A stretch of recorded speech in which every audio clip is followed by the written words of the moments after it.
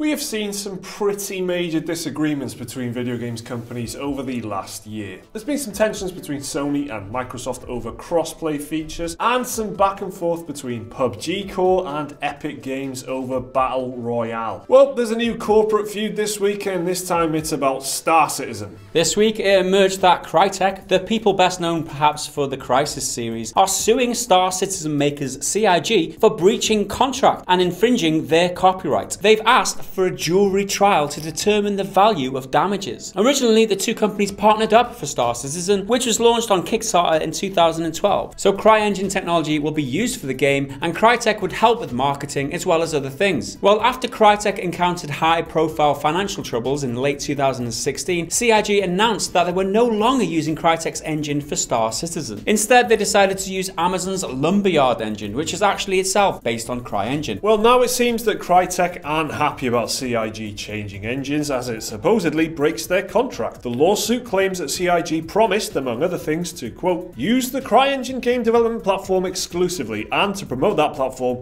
within the video game, to collaborate with Crytek on Cryengine development, and to take a number of steps to ensure that Crytek's intellectual property was protected. Allegedly, CIG shared Crytek's code with third parties such as a video series known as Bug Smashers and a tech company called Faceware. Commenting on the lawsuit, CIG said, quote, CIG hasn't used the Cryengine for quite some time since we switched to Amazon's Lumberyard. This is a meritless lawsuit that we will defend vigorously against. Can't wait for them to use all that early access and support and money to fight the lawsuit, because that's exactly what's going to help them in the press. I doubt that's going to do you any good if they use all that money for defending this. That's a lot of money. I could blow them out of the water with that kind of cash. He says that we haven't used this engine in quite some time. That's not the problem. He's not saying you're still using our engine. What they're saying is you promised in return for using our engine that we would get something in return. And now you haven't delivered. So it's actually not a defence at all, because they're being accused of not using the engine. Yeah, exactly. It's like, well, we haven't used this for quite some time, but they're going, yeah, you haven't, and that's the problem. The bottom line is, we do want to reiterate, we don't want anything bad to happen to Star Citizen CIG. We want the game to be completed just as much as you guys, so don't jump down our throats. We're being facetious here, we're having a bit of a laugh, but we still want the game to be released. Yeah, we're sure it'll be great and all that. It'll be fine, it'll be fine. We don't hate the game, we're not just... We just hate you.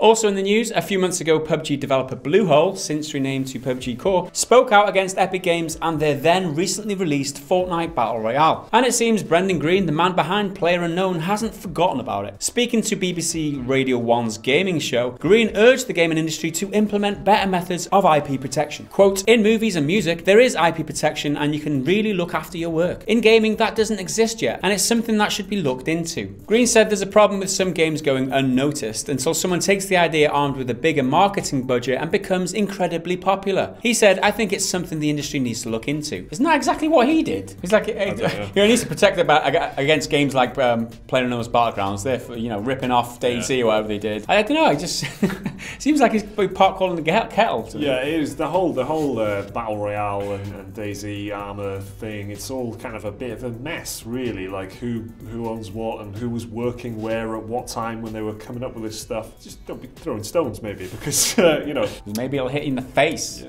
Fortnite, while being a pretty close Battlegrounds clone on the face of it, isn't the only culprit when it comes to ripping off PUBG. Battle Royale modes are popping up all over the shop for existing games, and the Chinese gaming market is currently flooded with PlayerUnknown's Battlegrounds rip-offs, both for PC and mobile. Greene said that he wants the Battle Royale genre to grow, but, quote, for that to happen, you need new and interesting spins on the game mode. If it's just copycats down the line, then the genre doesn't grow and people get bored. It's nice of him to look after our boredom, isn't it? Like, the players going to get bored. We have to look after these IPs. Well, thanks, Greene. Thanks for looking after us, dude. We appreciate that. It's kind of the price of success, though. You make something that popular that grows that quickly and gets that many Twitch streamers playing it, other people are going to want to do the same thing. It's basically just the price of success. Happens all the time in mobile. You get one kind of game mode that works.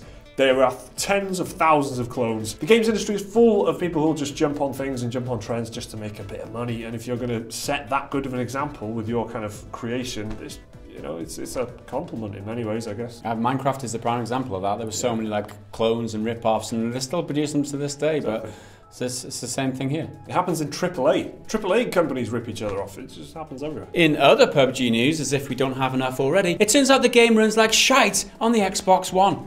This might not actually be news, but let's carry on. The Battlegrounds port went live on Microsoft's console this week, and according to website Culture Vultures, the game feels like, quote, wading through some very ugly porridge.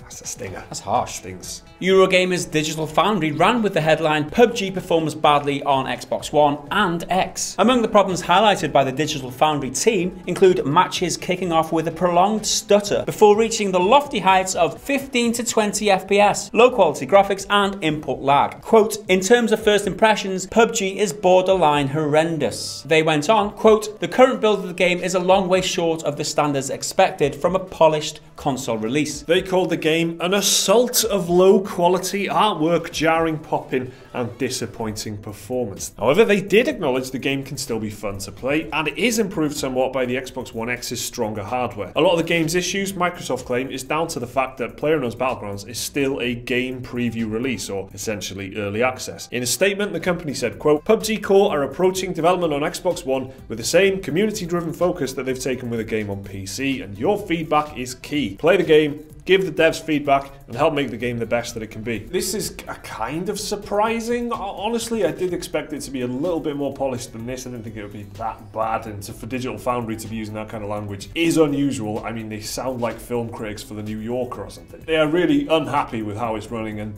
that's a shame. I'm sure it will improve over time. Xbox One X has got plenty of beef to be able to handle that game, so hopefully it will improve with some more optimization. And like Microsoft says, if the game is shit, just tell them and they'll fix it. Yeah, I mean, just like they did with the PC, right? It was unoptimized when it released, but they fixed that, didn't they? I think this is a symptom of them promising the game before the end of the year and then just like shoehorning and pushing it out just before the end of the year, just so they keep their word. We said it would be out and it is out, but it's shit. It's not even point being out, apparently. Also in the news this week, the Nintendo Switch's strange pricing policy for games has claimed its latest victim, Rocket League. The game saw a digital release on the system just last month with a £15 price tag without any DLC. The retail collector's edition, however, which comes on a cartridge in a box, will set the Switch owners back £35. You can pick up essentially the same box copy with various DLC cards for PlayStation 4 and Xbox One for just $19.99. So why is that? On the game's official Rocket League blog, the game's developers and publishers Psyonix said, quote, as many of you have likely noticed, the MSRP for Rocket League Collector's Edition is $10 more on Nintendo Switch than the same version on other platforms. As much as we tried to keep the retail price down, the reality of the Switch's increased cartridge manufacturing costs meant that the MSRP had to be higher as well. To make up for the increased price, Psyonix have included some extras for players who fork out more for the game. This includes 7 pieces of DLC, items inspired by DC Comics' The Flash, and a limited art print. The value of all that actually makes the physical version well worth the cost. Who wrote this?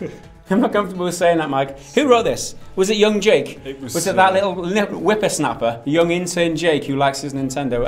I'm not sure whether it is worth the cost. You have to make that decision for yourself, but you do have to go in knowing that it's costing you more for all this extra shite, which we generally term it as shite on this channel. Just know you can get it a lot cheaper, just digitally download it, but just know what you're going in for beforehand. And finally in the news this week, Take Two Interactive have set up a new publishing label which will focus on high-end indie stuff. Now here comes the interesting bit. They have everyone's favourite RPG makers Obsidian on board. The publisher, Private Division, will publish games from studios working on more ambitious projects than those typically regarded to be indie. It launches with 5 games in its portfolio, one of which is Kerbal Space Program, which Take Two acquired earlier this year. The other projects on Private Division's books include a new RPG from Obsidian Entertainment, which will be led by Tim Kaine and Leonard Boyarsky, the creative team responsible for Fallout. Now this is very interesting because Take Two do a lot of heavy lifting in AAA, they're like Rockstar and whatnot, and they're interested in microtransactions and stuff. So it's interesting to see them moving into indie and not